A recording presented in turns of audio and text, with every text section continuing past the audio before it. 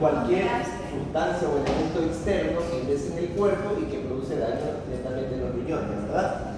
Y esto se da por varias razones. El riñón, recordemos que requiere bastante cantidad de sangre para funcionar bien, necesita un flujo adecuado de sangre para funcionar. Los fármacos, la mayoría, tenemos un metabolismo y una eliminación que puede ser por vía metabolismo hepático o metabolismo renal, y tenemos también vías de eliminación diversas, ¿no? Que puede ser por el tracto digestivo, pero la mayoría tienen una eliminación por vía renal, algunos fármacos, ¿no? Entonces, ¿por qué el riñón es tan sensible a que se produzca nefrotoxicidad con ciertos fármacos o sustancias? Una, porque la capacidad, lo que recibe el riñón es una cantidad abundante de elementos, ¿no? Guarda también mucho relación con si tiene la persona o no una enfermedad renal existente anteriormente. La edad es muy importante y es un factor también predisponente. A menor edad, a edades como que extremas, tanto niños como personas adultos mayores, predisponen más a hacer nefrotoxicidad. Personas también que no se hidratan bien. Recordemos que si la persona se hidrata poco, ¿qué es lo que va a generar? Un estado de hipovolemia, ¿verdad? Y que va a generar activación del sistema renal de enteronas, que lo que hace es generar una vasoconstricción de las arteriolas y disminuye el filtrado. Y esa disminución del filtrado, ¿qué pasa en las personas que están deshidratadas? Cuando disminuye la tasa de filtrado o como que se cierran las arteriolas aferentes del riñón, lo que va a generar es que los fármacos que circulan por los capilares, por el riñón, su tránsito sea mucho más lento, y eso predispone a que se acumule más concentraciones del fármaco y puede generar inflamación o toxicidad. Cuadros de sepsis, más que todo por la reacción inflamatoria sintética que se produce y que puede generar un aumento o mayor riesgo de nefrotoxicidad. Tratamientos prolongados de fármacos también pueden provocar esto de aquí, porque se va acumulando la dosis del fármaco y va generando mayor riesgo de inflamar o causar necrosis tubular aguda o nefritis tubulointersticial. Como les dije, enfermedad renal previa, porque la enfermedad renal crónica, recordemos que la tasa de filtrado está disminuida. Una persona, para considerar que tiene enfermedad renal crónica, se considera que tiene que tener un filtrado menor a 60 mililitros por minuto de filtrado en más o menos 3 meses, ¿no? Hipokalemias y trastornos, más que todo de tipo de secreción o de reabsorción a nivel tubular, porque tenemos por ahí una tubulopatía asociada.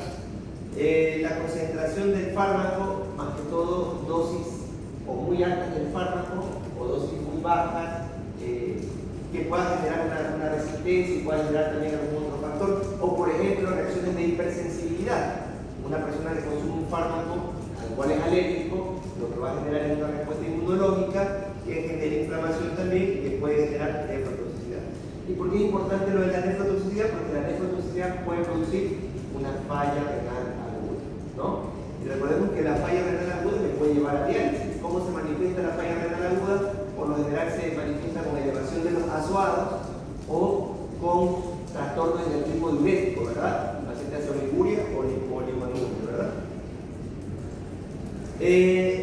La toxicidad se puede dar en diversas zonas de la nefrona, glomérulo, túbulo, intersticio o la parte del vaso sanguíneo, siendo las más comunes para la nefrotoxicidad la parte tubular y la parte intersticial. La parte glomerular y la parte vascular suelen ser un poquito más raras. Y esto puede ser por acción directa del fármaco o por una acción indirecta, ya sea por una activación del sistema inmunológico de una manera errónea o sobreactivación que va a generar el cáncer como tal. Y acción indirecta como cuál, hay ciertos fármacos que tienden a precipitar o a formar cristales. ¿Qué ocurre con los cristales que precipitan? Lo que van a generar es un daño de tipo obstructivo, van a generar obstrucción de los túbulos renales.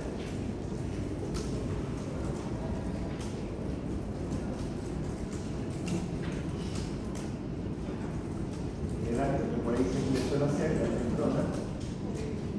¿Ya? ¿Los fármacos se filtran o no se filtran? Hay unos que sí y hay otros. Ajá. La mayoría de los fármacos no se filtran, ingresan por la arteriola aferente, pero salen por la arteriola eferente y vienen y vuelven a entrar por los capilares peritubulares, pasan al intersticio, pasan a los túbulos para ser eliminados. ¿Sí? La mayoría hace eso ahí. ¿Qué pasa, por ejemplo, si tenemos un daño vascular como tal o algún trastorno inflamatorio local? En cualquiera de estos segmentos, esa secreción del fármaco va a estar afectada y se va a quedar por alguna parte de aquí, va a generar inflamación o daño, ¿no? Fármacos que puedan generar también, por ejemplo, o elementos que puedan generar el efecto indirecto de cristalización, es aquel fármaco que, por ejemplo, se filtró y que, por ejemplo, se empieza a acumular aquí o se empieza a acumular acá y genera una obstrucción del túbulo, impidiendo que las demás sustancias avancen o que se reabsorban o se secreten alguna sustancia. Entonces es un daño de tipo obstructivo, bloquea el flujo habitual, ya sea para reabsorber o para secretar sustancias, ¿no? Ese sería como un daño directo. Puede darse también un daño de tipo inflamatorio. El fármaco genera una reacción inflamatoria, ya sea a nivel tubular, de las células tubulares, a nivel del intersticio o a nivel vascular, y esa inflamación que genera acúmulo de células inflamatorias o de macrófagos. Siempre cuando hay una reacción de este tipo inflamatoria, las células que acuden en esta parte de aquí van a generar una respuesta inmunológica y van a generar unos distritos o productos apoptóticos, ¿no? Cuando se producen muchos productos apoptóticos también van a generar de manera indirecta un daño también de tipo obstructivo, porque se empiezan a acumular y a obstruir la luz del túbulo o a bloquear el intersticio para el paso de sustancias, ¿verdad? En donde, como les decía, lo que más producen estas nefrotoxicidades es falla renal aguda, ¿no? Ahora, ¿en quién podríamos, qué tipo de paciente es el que más predispone a hacer nefrotoxicidad? ¿Cuál creen ustedes? Polifarmacia. De UCI. Sí, el que está en terapia intensiva justamente porque está poliimplicado, está sometido a múltiples estudios y tiene un trastorno hemodinámico en el cual va a haber flujos de altas y bajas en cuanto a su volemia. Entonces es aquel que tiene bastantes probabilidades de hacer nefrotoxicidad y por eso los pacientes en terapia intensiva suelen hacer falla multiorgánica y suelen empezar esta falla multiorgánica con una falla renal. ¿Ya? Entonces esto más de lo mismo. Esto también más o menos del flujo. No voy a entrar un poquito en esto de acá. Y bueno, recordemos también que el riñón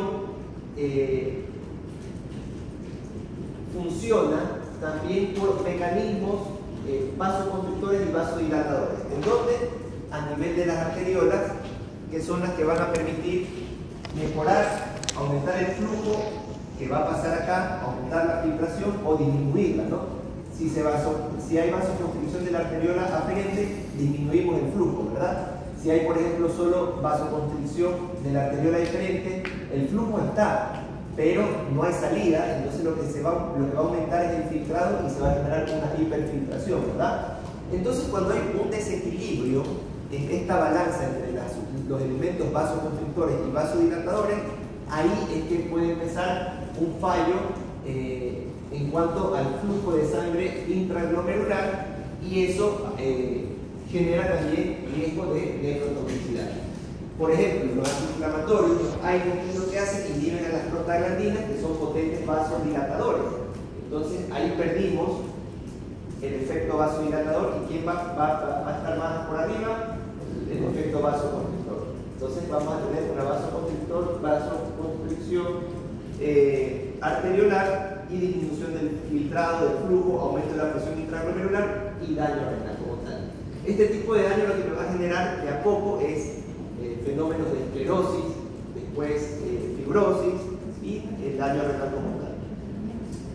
Entonces, como les dije, y ya vimos también, creo que sí, bueno, si tuvimos una clase de necrosis tubular aguda y nefritis tubulointersticial, la mayoría de fármacos que producen nefrotoxicidad van a cruzar con necrosis tubular aguda o nefritis tubulointersticial, ¿verdad?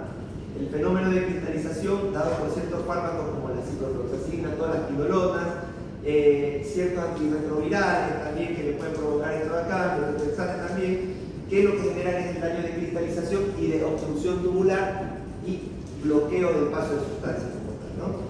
Pueden también formar cálculos, ¿sí? Esto por ahí no es de lo mismo, relacionado un poquito a lo que estamos graficado ya. Y bueno, daño isquémico, se da más que todo por los medios de contraste, los antiinflamatorios, ciclosporina, ciertos inmunosupresores también, necrosis tubular aguda. ¿Por qué fármacos? Los aminoglucósidos son, y esto se ve bastante, esto sí lo vemos bastante en el medio, daño o necrosis tubular aguda por los aminoglucósidos, ¿verdad? Más que todo en las dosis prolongadas. Este es más que un efecto de dosis prolongada. Si el paciente no tenía, por ejemplo, trastornos previos de enfermedad renal crónica, se produce más por las dosis prolongadas de aminoglucósidos, ¿verdad? Recordemos que también cuando vamos a dar un fármaco que sabemos que pueda generar nefrotoxicidad, tenemos que tratar de evitar dar otros fármacos más que generen, porque si duplicamos, damos otro fármaco más, por ejemplo, usamos aminoglucósidos y usamos AINES, estamos dando dos fármacos que potencialmente van a generar esto de aquí. Entonces tenemos que tener mucho cuidado con eso y por eso es importante preguntar al paciente qué es lo más consume o toma. También es importante decirle al paciente siempre que tiene que hidratarse bien, porque si se hidrata bien, ¿qué es lo que vamos a generar? Que recircule mejor el fármaco para hasta ser eliminado. Si se hidrata poco, vimos que la deshidratación favorece más a los fenómenos de nefrotoxicidad, entonces tenemos que ahondar un poquito en eso, ¿no? Nefritis intersticial, por ahí los aires también, penicilina. Vamos a ver que los aires pueden desencadenar cualquiera de estos mecanismos fisiopatológicos del daño, ¿sí? Y eso es importante, ¿ya? Y bueno, falla renal, también tenemos los metales pesados, ¿sí? Hay algunas cosas que generan que, por ejemplo, el paciente ingiere por error o está contaminado porque el agua está contaminada, el agua que ingiere, por ejemplo, en la zona rural o en alguna zona que está el agua contaminada, lo que va a generar también es un daño por toxinas, en este caso, ¿verdad? Y muchas veces aquí estos pacientes necesitan diálisis para poder eliminar esos metales pesados, por ejemplo, que contenía el agua, ¿sí? Y de esa manera poder sacar ese metal pesado para recobrar la función renal. Aquí tenemos también como que lo que produce cada familia de los antimicrobianos, la cefalosporina. La cefalosporina, para que produzca una necrosis tubular aguda o nefritis tubular intersticial, es también dosis prolongada o, por ejemplo, fenómenos también de tipo alérgico, también me puede provocar daño la cefalosporina, ¿verdad? Aminoglucósidos ya vimos, necrosis tubular aguda, más que todo. Anfotericina B, este es un fenómeno más que todo de tipo vascular, se genera una vasoconstricción, inflamación. El aciclovir, fenómeno de cristalización que ya vimos que es el obstructivo, y los retrovirales, las quinolonas, ¿sí? Los antirretrovirales también, como les dije, fenómeno de cristalización, y la vancomicina también, que es uno de los fármacos también más nefrotóxicos que hay. Esto causa un daño tubular como tal. Acá los AINES causan todo tipo de daño isquémico, daño de necrosis tubular aguda, nefritis tubular intersticial, daño vascular, ¿sí? Y este fármaco, que es muy común, lo que lo usamos bastante por ahí, porque lo vemos bastante en nuestros familiares o en nosotros mismos, el consumo prolongado de los inhibidores de bomba de protones causa nefritis tubular intersticial, ¿sí? Entonces hay que tener mucho cuidado, más que todo en dosis muy altas y prolongadas. ¿Quiénes, por ejemplo, bueno, aquí creo que todos han consumido un omeprazol o un esomeprazol, ¿verdad? ¿Quién no ha tomado esomeprazol o omeprazol aquí? Nunca. Ok, enhorabuena. Pero igual, o sea, no es que es malo, pero por ejemplo, el usarlo durante, por ejemplo, más de 3 meses predispone a esto acá. Más que todo si también tenemos otros factores asociados como enfermedades muy prolongadas, no se hidrata correctamente o consume algún otro tipo de fármacos también nefrotóxicos, ¿verdad? Y la dosis también, dosis muy altas en personas que se toman 40 de la mañana y 40 de la noche, que es una dosis quizás que se usa para la úlcera gástrica. Pero en personas que no tienen úlceras, que tienen por ahí una gastritis, que tomen 80 miligramos al día de omeprazol, es una dosis muy fuerte y nos puede llevar a esto de acá. Entonces hay que tener mucho cuidado con esto de acá. Y esta es una tableta que resume prácticamente todo, que nos dice el grupo farmacológico y qué tipo de lesión produce. Y vemos que los AINES producen todo, ¿sí? Y por eso es que hay que tener mucho cuidado con los AINES. Más que todo, dosis muy altas o muy prolongadas. Por lo general, los AINES no se recomienda tomar más de 5 días seguidos, ¿sí? En personas que son medias vulnerables, ¿sí? Y siempre hay que tener una función renal previa para poder ver si es más propenso a realizar esto, ¿no? Entonces, por ejemplo, si tiene un filtrado por debajo de 60, yo consideraría realmente darle o no un AINES o cambiarlo quizás por algún analgésico, un opioide, etc. ¿Verdad? Ok, los medios de contraste. ¿Qué pasa con el contraste? La mayoría de contrastes son moléculas con gran peso molecular. Entonces, el contraste, ¿cuál es el problema con el contraste? Que tiene, por su polaridad, por su peso molecular, tiene un trayecto muy lento, un paso muy lento por los riñones. Entonces, el contraste se va acumulando y puede causar una obstrucción tubular o vascular, ¿sí? Entonces, el efecto del contraste es netamente por el flujo lento, por el gran tamaño que tiene y por la difícil eliminación que tiene. ¿Qué pasa? Y por eso hay que estimar siempre la función renal antes de mandar un estudio por contraste, más que todo en nuestro medio, porque en nuestro medio todavía hay contrastes que son hiperosmolares, ¿sí? Que son fármacos, son contrastes muy pesados, ¿sí? En realidad se prefiere hoy en día el uso de contrastes isosmolares, con una molaridad muy bajita y que tienen un menor peso molecular, lo cual facilita que pueda ser eliminado de una manera más fácil.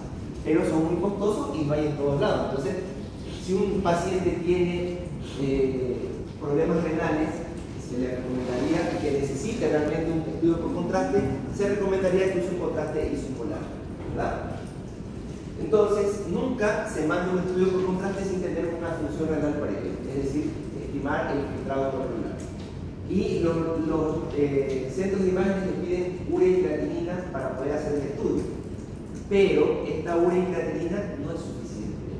Recordemos que la creatinina es un biomarcador tardío del daño renal, necesitaríamos quizás una cistatina C, y aparte que la creatinina es muy dependiente de la masa corporal del paciente. Entonces me puede dar algún valor que no sería tan como para gestionar algún cambio, ¿no? El daño por la nefrotoxicidad por contraste suele darse 48-72 horas después de haber administrado el contraste. Entonces, si yo voy a someter a un paciente a un estudio por contraste, tengo que ver qué cosa. Primero, función renal. Segundo, hidratar muy bien al paciente para acelerar el paso del contraste. Como vemos que el contraste va muy lento, dando fluidoterapia, voy a generar que el contraste avance más rápido y pueda ser eliminado. No usar o suspender cualquier fármaco que pueda generar nefrotoxicidad, que me comento, días previos y unos días después de haberse hecho el estudio por contraste. Es decir, tener mucho cuidado si el paciente está tomando glucósidos, si está tomando alguna cefalosporina, si está tomando vancomicina, por ejemplo, o está tomando algún antiinflamatorio, suspenderlo antes del estudio por contraste, ¿verdad? Y esto por ahí es más que todo un poquito de lo mismo. ¿Qué es lo que ocurre con el contraste? Entonces, pasa lento, se puede acumular en ciertas zonas. Al bloquear un segmento del túbulo, que por lo general suele ser el túbulo contractado proximal o la porción descendente del asa de Henle, al frenar esto de aquí, disminuye el paso de agua y sodio a este nivel, porque todo se queda como que frenado, que es lo que genera activación del sistema renina-angiotensina-aldosterona, vasoconstricción, menor flujo, y este es como un efecto en cadena, ¿no? Si se activa el sistema renina-angiotensina-aldosterona con esto que está frenado aquí, que está circulando muy lento o que bloqueó el túbulo, vasoconstruye más, no va a haber quien empuje más que todo aquí, disminuye el filtrado, aumenta la presión intraglomerular y se genera la falla renal aguda y el paciente va a necesitar diálisis porque la única manera de sacar ese contraste es por diálisis, ¿verdad? Entonces, importante que tomen en cuenta eso, ¿no? Entonces, es un daño más de tipo obstructivo que genera inflamación, ¿sí? Y que está asociado mucho con también la sobreactivación del sistema renina angiotensina aldosterona, ¿verdad? Entonces, personas que tienen, por ejemplo, un filtrado mayor a 60, se puede hacer el estudio por contraste, simplemente evitar un poquito los nefrotóxicos asociados, decir que tiene que hidratarse bien. Si el filtrado está entre 30 y 59, considerar un contraste isomolar, no usar contrastes hiperosmolares. Se puede usar medidas, aparte de la hidratación adecuada, medidas nefroprotectoras para el estudio por contraste. ¿Qué serían, por ejemplo, fármacos nefroprotectores para el estudio por contraste? La N-acetilcisteína se usa bastante. El bicarbonato también se usa bastante. ¿Y por qué se usa el bicarbonato aquí? Porque el contraste, cuando va pasando por los túbulos, sobre todo el túbulo proximal, ¿qué es lo que causa? Lo que va a causar el contraste es que, como es tan grande, se bloquea un poco la reabsorción del bicarbonato. Entonces el paciente no va a reabsorber el bicarbonato y va a tener bicarbonaturia. Y al no reabsorber el bicarbonato, también va a bloquear la secreción de hidrogeniones. Entonces el paciente hace un fenómeno de acidosis metabólica en ese momento. Entonces se busca con el bicarbonato no barrer el contraste, sino que lo que se busca con el bicarbonato es disminuir la acidez, que me va a generar mayor inflamación y mayor daño renal.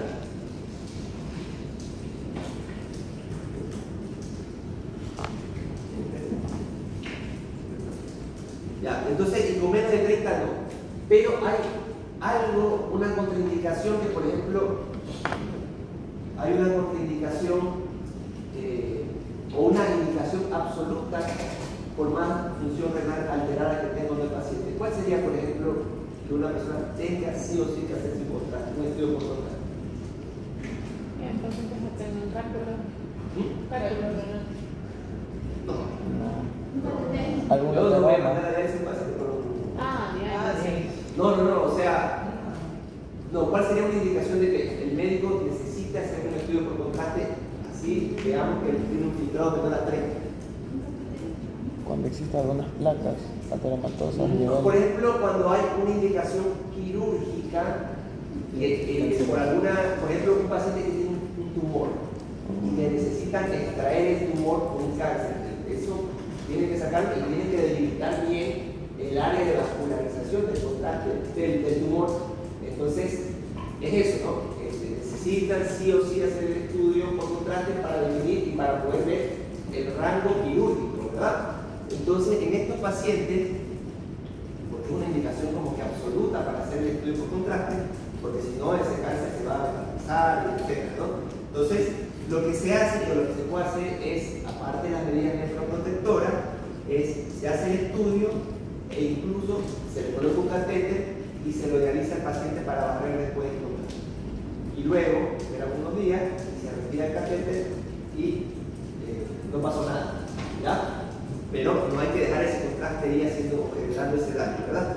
Otra medida nefroprotectora por ahí es la vitamina C. La vitamina C también, pero no es como que algo que esté probado. Hay papers que le ponen que la vitamina C genera un efecto antiinflamatorio que disminuye un poco la nefrotoxicidad a nivel más que todo intersticial, pero no es algo probado. La N-acetilcisteína sí, el bicarbonato, por lo que les mencioné, por la acidemia que se produce, y la hidratación son las medidas nefroprotectoras. También hay otro que habla de las estatinas, que las estatinas pueden también generar o disminuir el riesgo más que todo de daño vascular, pero no es nada probado. La N-acetilcisteína sí, la hidratación también, ¿verdad?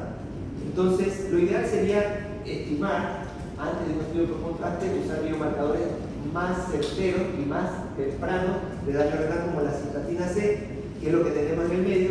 Las demás son de más difícil acceso, otras no están acá en el país, Entonces, por lo menos nosotros pedir una cistatina C sí sería mandatorio y obligatorio, ¿no? ¿Alguna duda, alguna pregunta?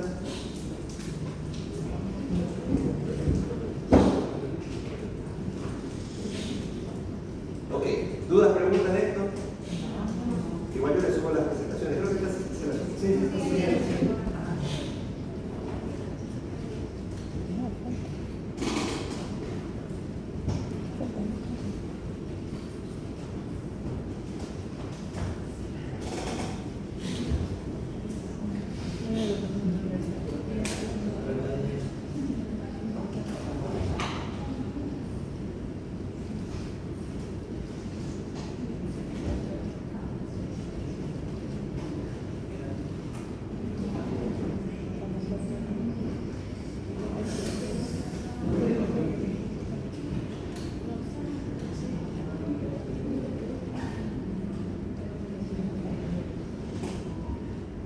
Y les iba a hablar rapidito sobre 3 glomerulopatías que se las voy a poner en el mensaje. Son los 3, son partísimas, ¿no? Pero son los que vamos a hacer. Entonces, al hablar de glomerulopatía, sabemos que son patologías que requieren una biopsia. Que para saber que está todo esto aquí alterado, tendríamos que tener un estudio histopatológico, ¿verdad? La biopsia, recordemos que es una muestra de tejido renal a la cual se va a someter a 3 tipos de estudios. Por lo general, mínimo 2 y se pueden hacer hasta 3. Microscopía óptica, inmunofluorescencia o inmunohistoquímica y la microscopía electrónica, ¿verdad? Por lo general usan tinciones, por ejemplo, esta es una tinción de hematoxilina y eosina que me permite delimitar todas las estructuras del glomérulo. Yo traigo la muestra, hago una biopsia en el riñón y voy a tener cilindros que van a estar compuestos por determinado número de glomérulos, ¿no? Y esto es lo que voy a analizar en la biopsia, ¿no? La hematoxilina y eosina es una tinción mixta, tanto ácida como básica, que delimita estructuras, ¿no? Tenemos el tricrómico de Mason, que se usa más para delimitar las membranas celulares.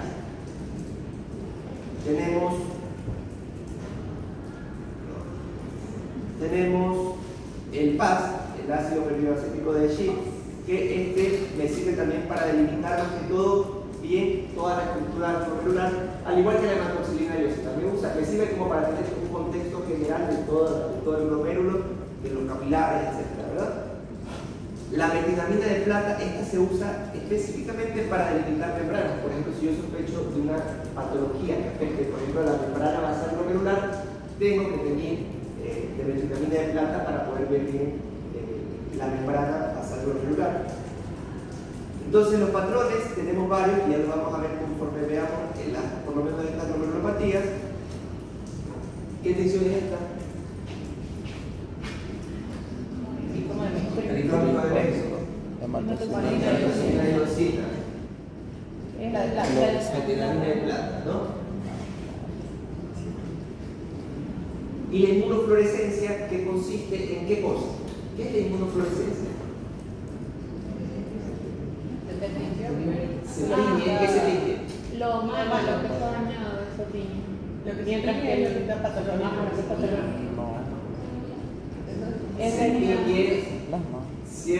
Se tiñe ciertos anticuerpos, perdón, ciertos antígenos para determinado anticuerpo.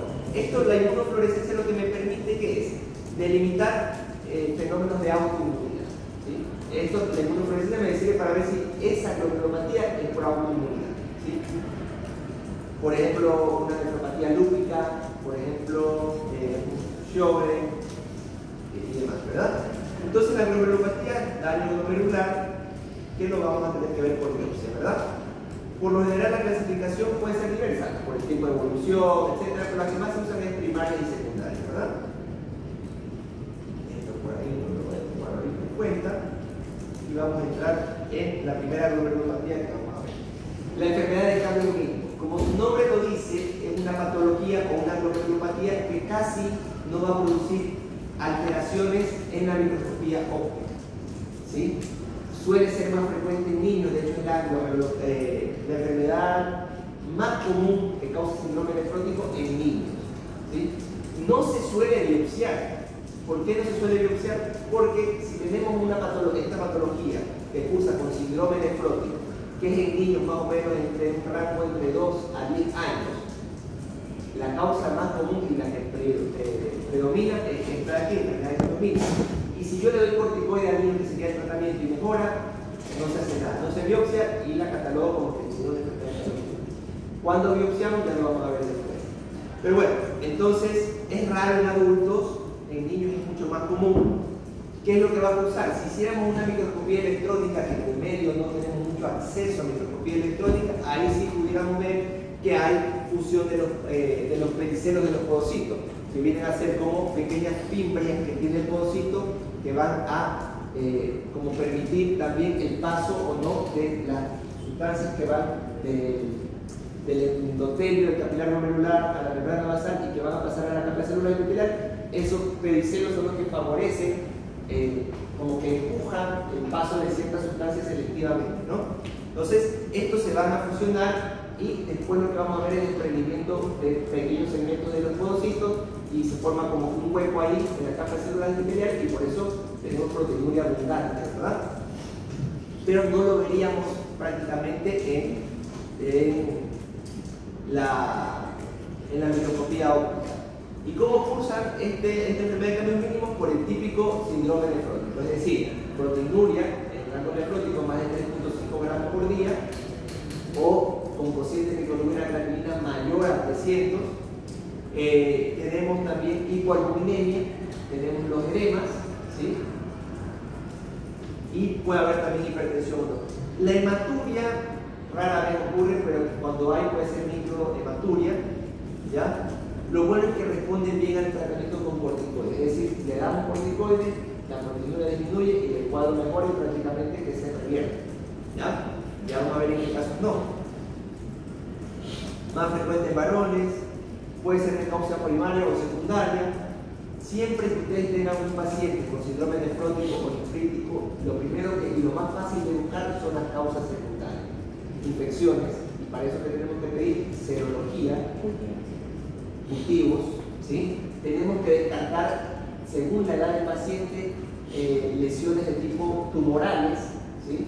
Por ejemplo, si estamos ante una persona que está con síndrome nefrótico o nefrítico y es adulto pasado los 40 años, tendría que pedir por ahí un rastreo tomográfico como para descartar alguna masa tumoral, ¿sí? O pedir marcadores tumorales.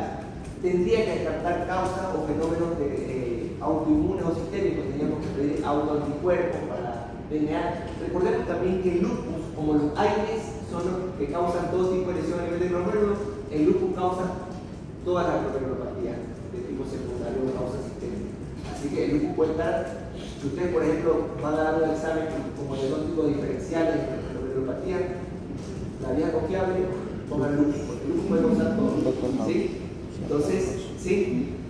Fenómenos alérgicos o respuestas alérgicas que pueden generar en los niños también esta enfermedad de cambios mínimos. Por una respuesta inmunológica aumenta la IgE y estas inmunoglobulinas se van a acumular en los podocitos y van a causar este daño de fusión de los pedicelos de los podocitos y después que se empieza a desmembrar pedazos de podocitos y generar ese hueco y por eso pasan las proteínas abundantemente, ¿no? Y por eso es que tenemos que pedir, cuando sospechamos de esto también, para descartar como causa secundaria inmunoglobulinaria. Fármacos también, los fármacos están metidos en todo y aquí están los AINES a la cabeza, ¿sí? Y enfermedades sistémicas como el lupus, aquí como les decía, ¿no? Como causa secundaria. Y como causa primaria, bueno, cuando primero descartamos la causa secundaria, ¿no? Hay estudios genéticos que se pueden hacer. ¿Qué es lo que se va a dar o por qué se va a dar esta enfermedad de cambios mínimos? Porque hay una sobreexpresión de la angiopoietina tipo 4 que está netamente en el podocito, ¿sí? Y que está en la parte inferior del podocito. Y esta se sobreexpresa de una manera normal, se va a adherir a la membrana basal glomerular, que es la capa que está por debajo de la capa de células epiteliales, y le va a generar una pérdida de la electronegatividad que tiene la membrana basal glomerular. Entonces tenemos como un daño mixto, porque se fusionan los pedicelos de los podocitos y se empieza a desmembrar el podocito, y también porque se pierde la electronegatividad de la membrana basal glomerular que es la que repelía a las moléculas negativas como las proteínas, ¿verdad? Y por eso la proteinuria es muy abundante. Yo les había dicho que cuando hablamos de proteinuria, o el daño en la membrana basal celular, o en la capa de células epiteliales, ¿verdad? Y por ahí quizás algo de eso tuvieron que haber aplicado en el taller, ¿verdad? Ok. Entonces, bueno, esto de aquí lo que va a generar, más que todo en el tipo primario o en el tipo de causas secundarias del tipo sistémico, una alteración en cuanto a la inmunidad, una desregulación de las células T, y van a generar una respuesta inflamatoria que aumenta el daño podocitario, ¿verdad? Y esto es lo que genera inflamación y mayor daño. Entonces, en la clínica es netamente síndrome nefrótico puro, ¿sí? Todo lo que es síndrome nefrótico también, para que me produzca una falla renal, toma su tiempo.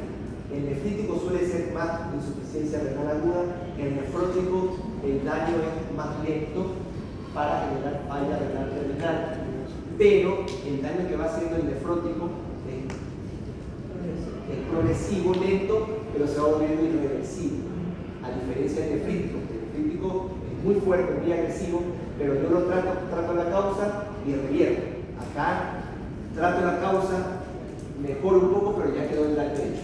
Entonces, eso hay que tener mucho cuidado, muy en cuenta, ¿verdad? Entonces, ¿qué vamos a tener en los laboratorios? Hipoalbuminemia, porque es un síndrome nefrótico puro, la IgE elevada, el colesterol va a estar elevado. Recordemos que cuando tenemos un síndrome nefrótico, la hiperlipidemia se da por compensación hepática, ¿verdad? Que empieza, como falta albúmina, el hígado empieza a producir nuevas proteínas, que lo produce ¿qué cosa? Lipoproteínas, y por eso eleva el colesterol y todo esto acá, ¿no?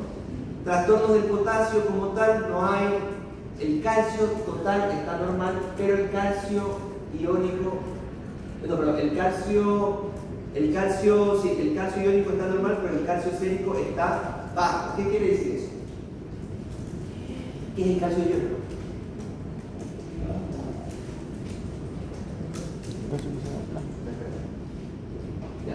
¿Qué es el calcio iónico? El calcio iónico es el que está libre.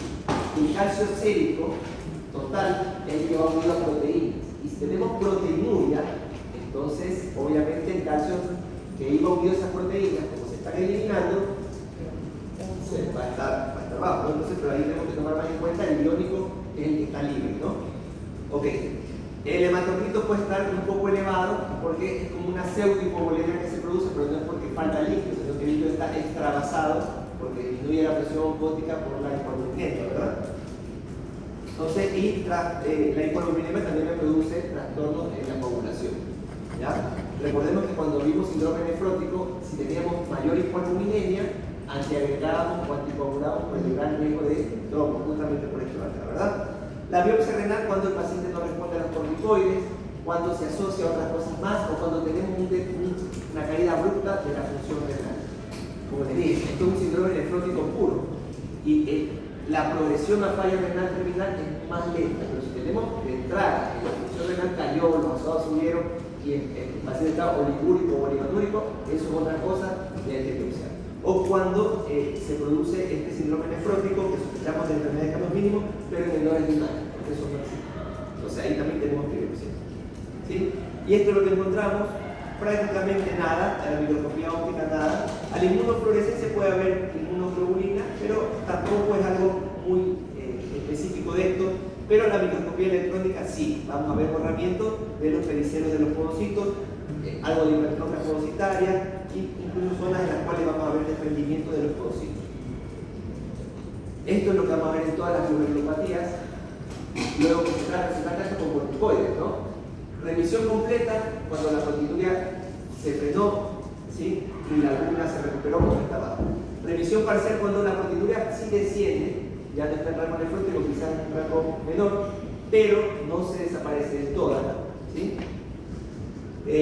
Recaída cuando el paciente vuelve a hacer una proteinuria mutante luego de que había tenido una remisión completa o parcial. Recaídas frecuentes cuando tenemos más de dos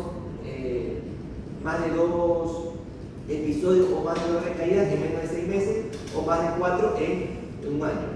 Corticoresistencia, ¿qué quiere decir? Que cuando empezamos, porque nosotros arrancamos con una dosis un poquito alta de corticoides, pero cuando empezamos a bajar la dosis, la proteinuria vuelve a incrementarse. Entonces, volvemos a subir la dosis de corticoides y vemos que mejora. Entonces, eso se llama eso es corticodependencia. Y corticoresistencia es cuando damos corticoides no mejora, pero ya para corroborar si realmente es corticoresistencia tendríamos que hacer una biopsia de riñón en este caso, ¿verdad? Porque dijimos que la enfermedad, una de las características de la enfermedad de cambio mínimo es que responde a los corticoides, ¿verdad? Ok. Esta es otra, nefropatía membranosa. Aquí que está afectada la membrana basal glomerular. ¿Ya? Se forman autoanticuerpos, por lo general se forman en el espacio subepitelial. Entonces, teníamos esto. Esta es la membrana basal glomerular. Esta es la capa de células epiteliales. Entonces se forman aquí autoanticuerpos que en el espacio subepitelial, es decir, entre esta capa y esta, ¿no? Y estos autoanticuerpos lo que van a hacer es ir creciendo, aumentando y generando una reacción inmunológica a este nivel. Y se van a meter en la membrana basal glomerular. Entonces, por eso es que cuando hacemos una biopsia, vamos a ver que vamos a encontrar lo que se llama espigas o spikes, ¿sí? Que son estas como que imágenes así, ¿no? Porque estos autoanticuerpos se dirigieron hacia la membrana basal. ¿Qué generan y por qué generan también síndrome nefrótico? Esta es la causa del síndrome nefrótico más importante, más bien en el adulto. La enfermedad de cambio mínimo en niños, la nefropatía membranosa en adultos. Porque al hacer esto, bloquean la electronegatividad, se pierde la electronegatividad, ¿sí? Y también empieza a crecer también un poco para arriba y genera alteración de estas proteínas que generan el diafragma de filtración y por eso tenemos proteinuria abundante en este caso, ¿verdad?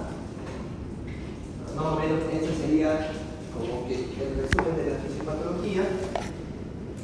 Tiene como causas también sus causas secundarias que son las mismas, infecciones, por eso siempre pedir serología, cultivos, causas sistémicas, pedir qué cosas, autoanticuerpos, porque vimos que el lupus también a la cabeza puede producir todo, entonces hay que pedir anti-DNA, todo eso así, ¿no? Descartar, haciendo una buena historia clínica, que sea por fármacos, AINES, ¿sí? Metales pesados o cáncer, por eso también tenemos que ver bien según la edad, más o menos el tipo de cáncer que predomina y pedir un rastreo tomográfico, marcadores tumorales. Se descartan las causas secundarias que nos quedan, las causas primarias. Pero aquí hay algo importante, que este antígeno, que es el plato R, este plato R está prácticamente metido en todas las causas primarias. En otros lados se puede, bueno, aquí también, no es muy claro y se lo manda a hacer afuera, en sangre se testea que el plato R esté elevado. Si está elevado por ahí y tenemos un paciente con síndrome nefrótico, lo más seguro es que sea una nefropatía membranosa. Si no, porque es muy caro y costoso hacer el plato R, se lo puede testear en una biopsia. Es decir, yo mando a hacer una biopsia de riñón y en la inmunofluorescencia le pido al patólogo que evalúe si tenemos la presencia de estos autoanticuerpos, ¿no? Entonces le pedimos inmunofluorescencia para antiplato R. Y si sale positivo, decimos una nefropatía membranosa primaria, ¿sí? Hay otros antígenos también que pueden estar implicados, pero principalmente es este de aquí, ¿no? ¿Sí? Estos anticuerpos por ahí que se producen, que por lo general son inmunoglobulinas, van a atacar este plano R y es lo que va a producir estas lesiones subepiteliales que van a ir avanzando hacia la membrana basal glomerular y dañando y causando todo el daño que ya les mencioné, ¿verdad? Las espigas. Por eso la membrana basal glomerular, que es una capa fina, en realidad aquí la pusimos grande, pero en realidad es una capa finita que está formada por tres subcapas, ¿no? La lámina rara externa, la lámina rara interna y la lámina densa, que está formada por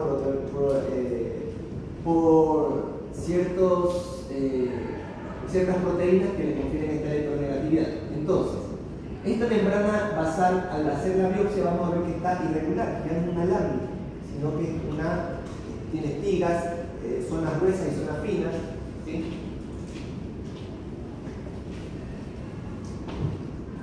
Estos son por ahí otros antígenos, pero como les dije, a la cabeza va el clado R. El 70% de las causas primarias que producen nefropatía membranosa están dadas por este clado R. De ahí por ahí el THSD7, este por ahí es como el que le sigue, pero ahí los demás son más raros. ¿Cómo cursa? Síndrome nefrótico puro también. Puede haber inflamatoria, pero es raro, ¿sí? Entonces, ¿qué hago antes? Hipoaluminemia, colesterol y triglicéridos altos, albúmina baja, ¿sí? La hipertensión puede estar, pero no es un cargo mandatorio, ¿no? Entonces, ¿qué es lo que vamos a ver? A la microscopía óptica, las espigas, estas proyecciones tipo Spines, ¿sí? Podemos ver en inmunofluorescencia, si tenemos una causa secundaria, como por ejemplo el lupus, podemos tener el patrón Full House, que es C1Q, C3, inmunoglobulinas positivas en inmunofluorescencia, o podemos tener el clado R positivo. Si yo sospecho de nefropatía membranosa y le hago una biopsia al paciente, tengo que pedirle al patólogo siempre el clado R, que sale más barato evaluarlo en biopsia renal que pedirlo en sangre y mandarlo a estudiar hormonal, aparte que se demora mucho. Y microscopía electrónica, no se hace mucho esto, pero podríamos tener depósitos de electrocetos subepiteliales, que es lo que vimos allá, ¿verdad? Pero para esto, con estas dos basta, con la microscopía óptica y la inmunofluorescencia, ¿verdad? Miren, es lo que les mencionaba. Acuérdense que usábamos triclómico de Mason y metinamina de plata para evaluar membranas, ¿no? Entonces, esta es una metinamina de plata. Miren cómo la membrana basal es irregular, son las finas, son las más gruesas, ¿sí? Y si somos un poquito más minuciosos, se ven como las espigas, ¿no? ¿Sí? Los pelitos, si vienen a ser sí, son como las espigas, ¿no? Estas son las diferencias entre la primaria y la secundaria. Recordemos, por ejemplo, el complemento siempre hay que pedir, aparte de la autoinmunidad, de los antígenos, autoanticuerpos, etc. En la primaria, por lo general, el C3 puede estar ahí positivo, ¿sí? C1Q cuando estamos más en las causas secundarias o sistémicas como el lupus, ¿sí?